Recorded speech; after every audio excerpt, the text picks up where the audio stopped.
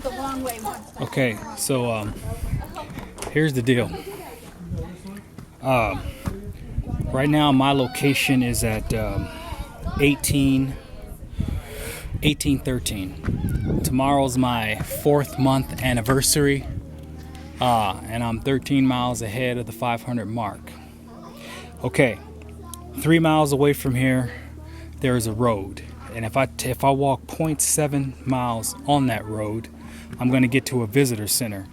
That visitor center has, I'm assuming it has power. I mean, they sell stuff, it has TV and all this other stuff. So what I'm going to do is I'm going to go off the trail. I'm going to plug in all my batteries and stuff so I can actually, and it doesn't have internet, so I'm not posting movies, but I'm going to charge my camera's batteries one last time now that I know for 100% that the huts do not have electricity. And then what I'm going to do from that point is really try to manage the battery space as far as how much battery I use on the camera so I can get through the huts.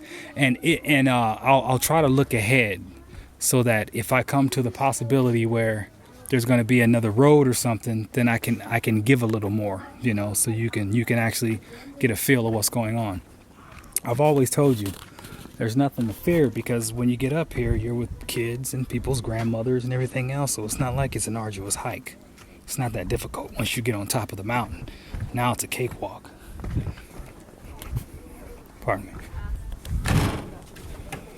I got in at like 5 o'clock and I'm just chilling, basically. I want to show you the people that are doing their thing.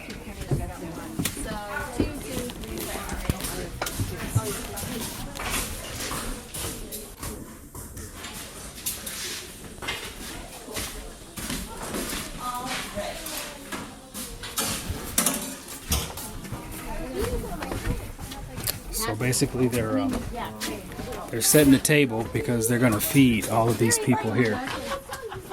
Hikers eat last, so when everybody's done, I'm just going to be out here reading my book. They'll call me, and then I'm going to give you a shot of the leftover food stuff so you can see what I eat out here.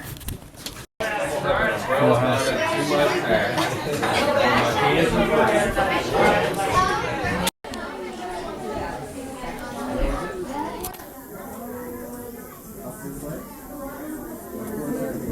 Squirrels and chipmunks, I tell you what, they're not scared. I'm sitting outside while the people are inside eating and enjoying and bonding. It's weird because in 2005 they allowed the hikers to sit in and experience with the people. It was good because they learned about thru hikers, they had questions, and the hikers bonded. I mean, you just felt like you were a part of something. The energy was there. Right now, I feel like I'm on timeout, and you're hearing everything, but you're not a part of it, you know?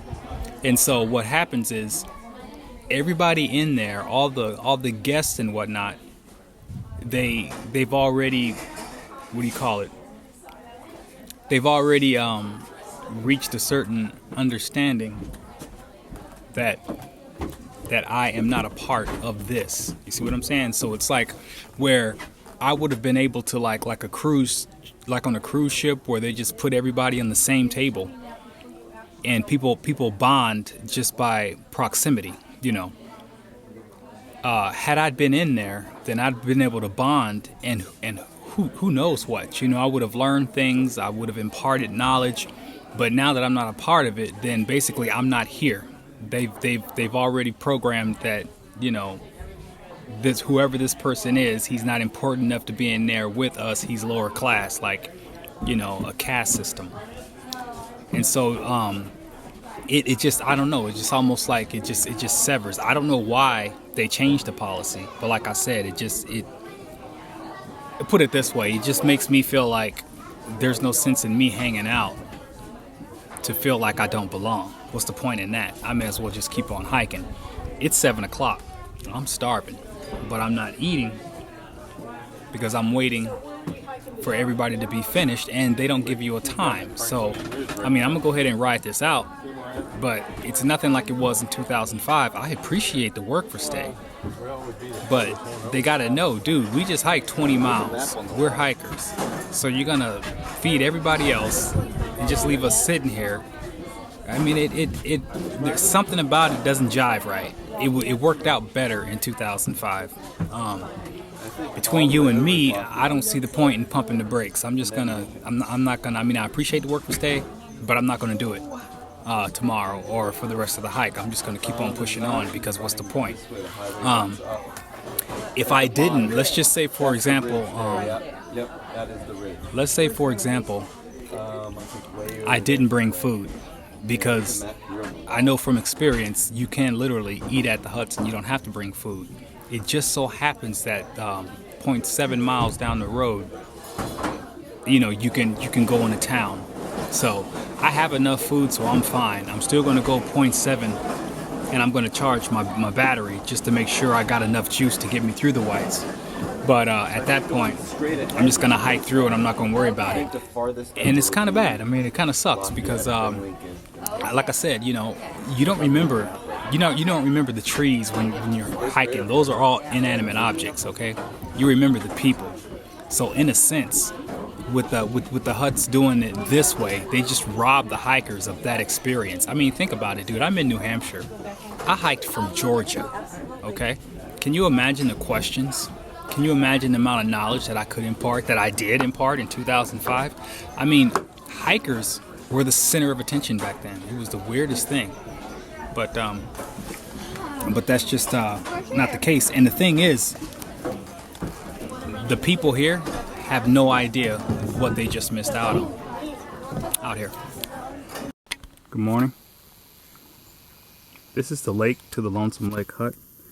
I'm leaving, 6 o'clock. So, plan for the day is we're going to kick it out 3 more miles. By the way, real quick recap. I hit the hut around 4:45. I only did 13 miles. It wasn't much, but I kind of felt it, I suppose. Anyway, like I said, I didn't eat dinner until like 3 hours later, 7:45. When I got the opportunity to talk to the hut master, I explained to him that back in, years ago, it wasn't like that. The hikers ate with the. By the way, I was the only hiker there to do the work for stay. I said back in the day, hikers ate with the people. It was a more, it was a more homogenous experience. Everybody was together. He said, granted, he wasn't even there in 2005, but his explanation was we're trying to preserve the experience for the other people. Something like, when you think about hikers, the way they look, the way they smell, this, that, and the other. And let's just say he had an explanation, okay?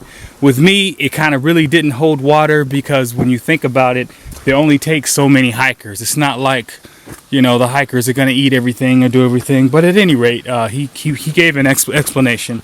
And I'm like, okay, if that's the way they do things, fine. But at any rate, that'll be the last time I stop as far as work for stays go. What I'm going to do now is just what I plan to do anyway because of the battery life. I'm just going to pretty much just hike. I'll go through. I'll show you the huts. I'll give a couple dollars, eat a cookie there, drink some lemonade here, and then just leave and hike out and pitch my tent. So that's the way we're going to look at it from this point forward. Now, plan for the day is 3 miles out is a station. Fume Visiting Center is what it's called. I'm going to charge my camera batteries. It's 0.7 miles off the trail, so it's cool that I don't have to hitch. I'm going to charge my batteries, and I'm going to get back on the trail, and I'm just going to hike. I have enough food to get me through, even though I initially planned to never eat out of my bag. It happens, but I was still carrying the food, so there we go. All right. Out here, all in all, it is what it is. The food was great. I ate, like I said, I was the only hiker there, so you best believe I ate my fill. As far as the work for stay, they had me clean out some racks or something, so no big deal. All right, out here. And as far as me recommending it, I mean, a work for stay is a work for stay. If you don't mind being the last to eat, if you don't mind waiting, then there you go. What soured the experience for me was because I saw it in a better light. I had something to compare it to. But at the end of the day, free food is free food. And if you're done hiking, I mean, it wasn't like I was just sitting there twiddling my thumbs. I was working with my gear. I was reading a book. I mean, I occupied my time well enough, you know. So it's not like it's such a bad thing. And at least they do honor it.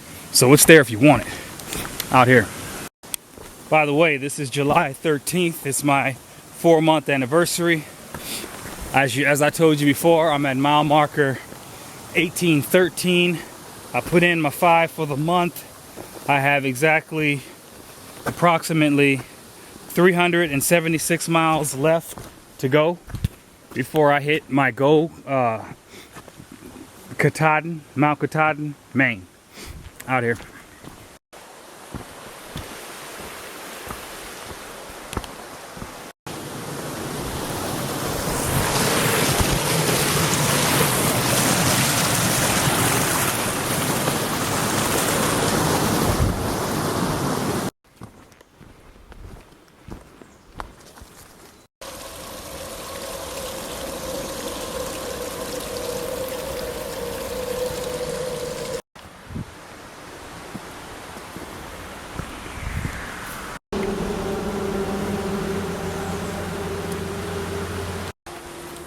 Or at least that's what I'm told.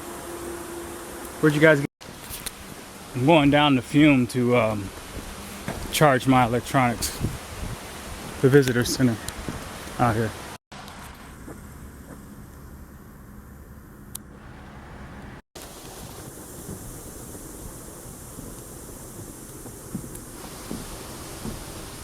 It's 10 till 8. They don't open till 9. But on the outside, as you can see, they have electricity, which is all I came for anyway. Out here. All right, I'm just sitting down here in front of this building trying to charge my stuff. Everything's charged up. I'm headed off to the trail again. This time we're gonna do straight conservatory so we can get through it and out of it. Out here. It took me about an hour to load everything, to charge everything. The visiting center is open. So naturally I'm gonna take advantage of this right here since I'm here, you know. Out here. While I was charging my battery, I took the opportunity to look over some video that I've already prior taken that I haven't uploaded yet. I could have did a better job in showing you the bathrooms. They have it's a privy. There's no the water comes out of the sink like a regular sink would, but the toilet is all done under it's like an elaborate electrical. It's like you're sitting on a machine. So it's like a moldering privy, but a little bit more advanced. Okay, there's no flushing.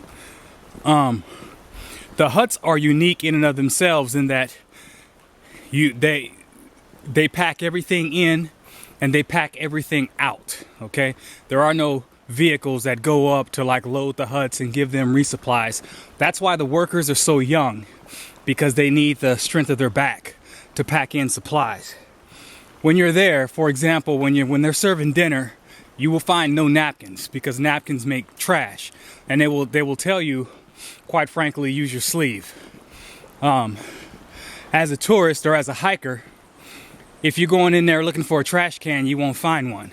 If you make your trash, you pack your trash out. Everything is just so leave no trace, so efficient that it just pretty much everybody is their own island, and so they try not to leave a footprint at all as far as the huts go. So if you're a hiker and you're thinking, oh, I'm coming to a hut, let me dump some trash, that's not going to work out. And if you're a person and you're thinking, hey, it'd be great if we go to a hut for a vacation or something like that, that's fine, but understand, you're going to be roughing it in the sense that, no napkins, things like that. And so you really have to be particular or just be informed about what you're going into out here. Got the light. By the way, real quick, when you see the movie when I initially go into Lonesome Lake Hut, you hear me saying, "Is Dina here?" Okay, when I went into town to upload my movies, I met a girl named Dina in the coffee shop who worked at the huts. So I made a mental note of her name because I knew she would be at the hut that I was going into. So not knowing if she was off or working, I threw that name out there as leverage. And so they're like, "No, Dina's not here. She's still in her days off." And I was like, "Well, yeah." She mentioned I should stop by and request a work for stay. Right there, the girl's like, "Sure, we can hook you up. You know, we'll do a work for stay." Now, to be honest, I don't know if Dina got me throwing her name around, or that was going to be her response anyway. But it worked regardless, and I couldn't let that kind of leverage just dissipate. I had a name, I apt to use it. You know, I didn't say anything more than that. It was the truth anyway. As I said before, I was the only hiker there, so why would they deny me anyway? So yeah, I just figured I would clear that up because you can clearly hear me mentioning a name with no context out here.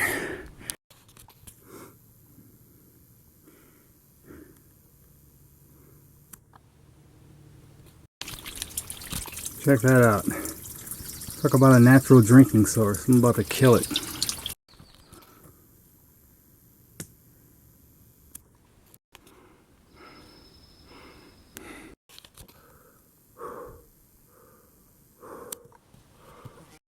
Listen. Tell me that don't sound like some space alien call, but it's awesome.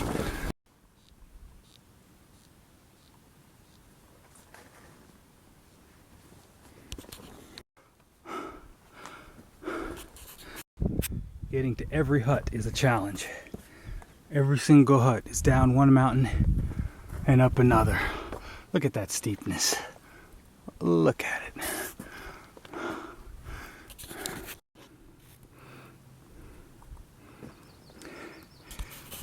Behold Mount Washington.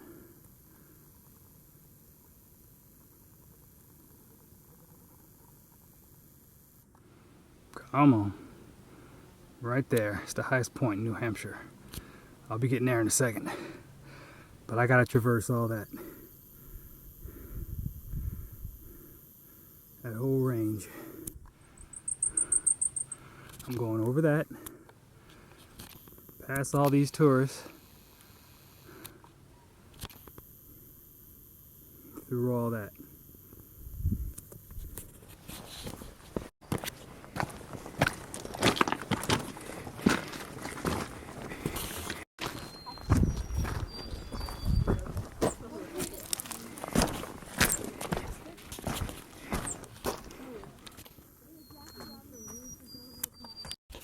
Let me show you the huts on the other side of that mountain right there. Right there. Come on. Push, push. Bam! That's where I'm going. I just got to get over all that.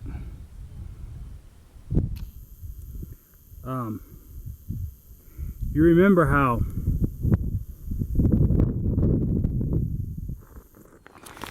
how back on the other trail that you'd get a blue blaze for bad weather.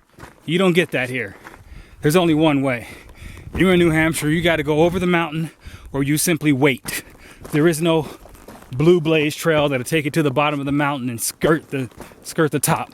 That's why weather patterns is so important here, because of the perils and the heights that you're going over out here.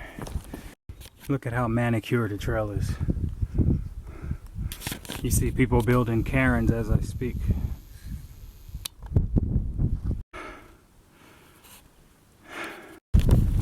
Almost at the top. The air is comfortable. It's not too hot, it's not too cold. There's a gentle breeze. I'm closing in on the hut.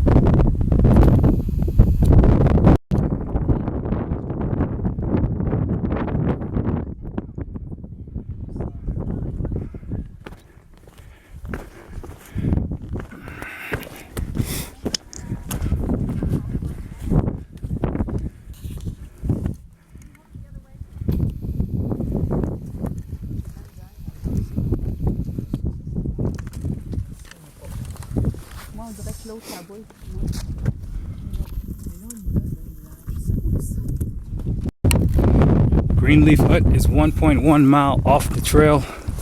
Sorry to tell you, but I'm not going to walk down there if I'm not going. So, I'm going to keep going. Give you a shot of it. Right there.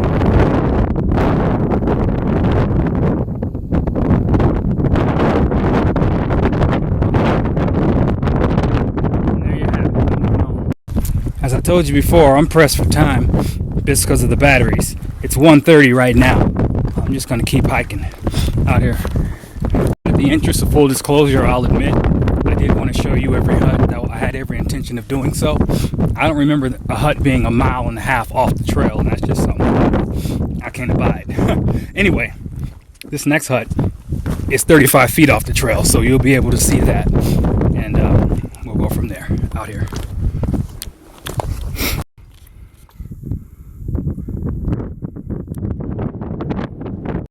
In truth, the only difference between one hut to another is probably square feet and the means in which they get their electricity: solar, wind, gas, and so forth. Lake in the Clouds is the biggest, and I'm going to say Carter Notch is the smallest, but I think there's one that's